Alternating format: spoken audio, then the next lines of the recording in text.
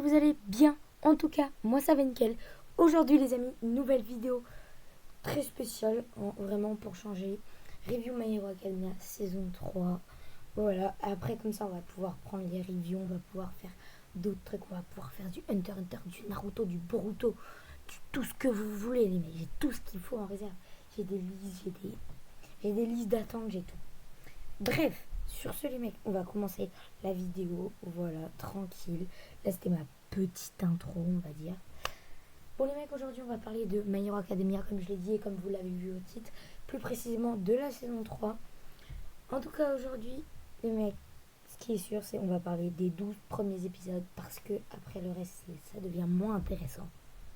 Bon, alors pour commencer, Izuku, bref, la seconde A, est envoyée au camp d'été. Dans ce camp d'été, il y a un jeune garçon tout petit qui est les héros. Parce que ses parents étaient des héros et ces héros se sont fait tuer par les vilains. Il n'aime ni les héros ni les vilains parce que c'est les super pouvoirs au fond qui ont tué ses parents. Bref, Izuku va essayer de le raisonner, mais bien entendu ça ne va pas marcher. Lorsqu'un jour Izuku est à l'entraînement, Shoto, bref, prend des bains chauds, qui doit tempérer avec sa glace, bref, ça on s'en fiche un peu. Mais, pouf, la Ligue des Vilains passe à l'attaque. Manque de peau pour le petit, hein. Le petit, que je vais essayer de vous afficher une image. Ça se fera peut-être pas. Donc, ce petit, il va se faire attaquer par Musculaire. Donc, on découvrira après que c'est celui qui est ses parents. Donc, sur ce, après, il y a Izuku qui intervient, bien entendu, qui arrive et qui dit « Oh, toi, tu dégages », en gros. Bref, il est à 100% de ses limites, Izuku. Il peut plus rien faire. Là, il est comme vous le voyez. Et là, donc le petit garçon, il va sortir un pouvoir de l'eau qui va éblouir ne serait-ce que quelques secondes. Mais ces quelques secondes, elles vont être tellement précieuses. Tellement. Bref.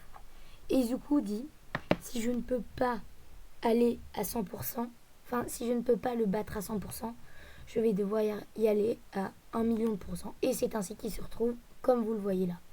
Très belle image d'ailleurs sur le site animewallpayer. Non, il n'y a pas de point. C'est juste une appli en fait. C'est gratuit, vous ne payez pas de copyright, c'est nickel.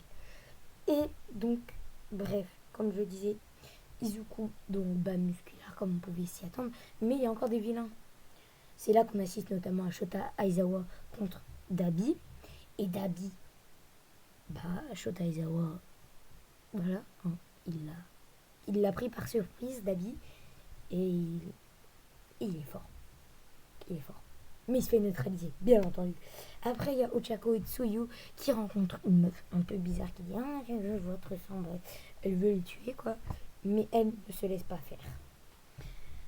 Donc, les mecs, là, on va parler d'un gros morceau. Du morceau, certainement, le plus intéressant. Du moment où All Might versus All for One. Bref, comme je vous l'ai dit, les mecs, on va parler là du combat le plus intéressant, comme je vous l'ai dit. Là, on parle d'un combat qui, moi, m'a marqué personnellement.